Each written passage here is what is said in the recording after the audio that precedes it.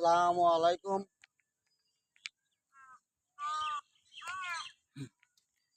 আসসালামু আলাইকুম। হিন্দুবাদের জন্য নমস্কার, অন্যান্য জাতির জন্য আন্তরিক শুভেচ্ছা।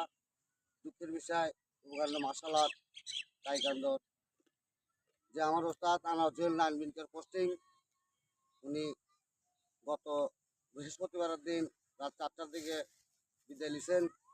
শুক্রবার দিন জহর নামাজ পর ওনাকে দাফন কাফন করানো হয়েছে।